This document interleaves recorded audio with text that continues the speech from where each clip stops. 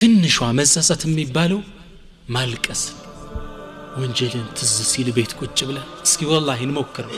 ይሄ ነደም የሚባል የራሱ የሆነ ጥፍጥና አለው والله የራሱ የሆነ ጥፍጥና አለው አላህን ብቻን አንድ ቤት ትዘጋና አስተግፍሩከ ያ ረብ ጌታዬ ማረኝ እባክህ የራሱ የሆነ ጥፍጥና አለው ያለቀስ ያ ከሪም ግፍርሊ والله የራሱ የሆነ ሐላዋ ان ادنى الندم ልታለቅስ ነው ይህን ካልቻልክሳሉ ውስጥህ ዓለም ሊሰማ ነው ቁጭት አስተግፍሩላህ እየተግባባ ነው አሊያ ደግሞ በምን ይገለጻል አሉ ወንጀል ከን አስተውሰ አላህ ያ ወንጀል እንዲምርህ ሰደቃ መስጠት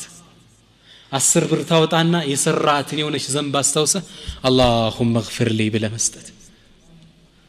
ግልጽ ነው ኢንሻአላህ አንድ ነማዚጅ ሰጣችኋል ሰለፎች እንዴት ይጸጸቱ ሱሐቦች እንደነበር አንድ ታሪክ ልንገራችሁ በጣም ይገርማል ሐዲሱን ኢማሙ ሙስሊም የዘገቡት ሐዲስ ነው እቺ በጸጸቷ በጣም የምትታወቀው ሱሐባ ናት ስሟ ማን ይባላል ጋሚዲያ ትባላለች ጋሚዲያ ሙስሊም የቀራችሁ ሰዎች ታሪኳን ታቋት ይሆናል እቺ ሴት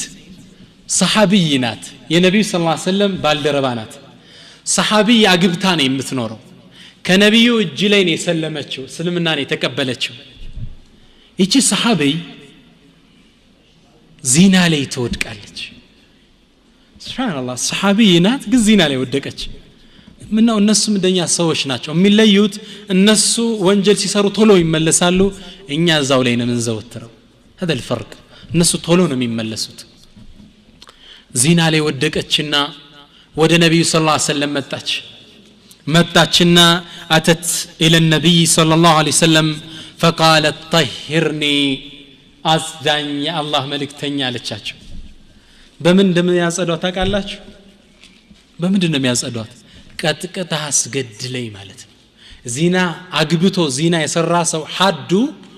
ቅጣቱ ምንድነው ተቀጥቅጦ በድንጋይ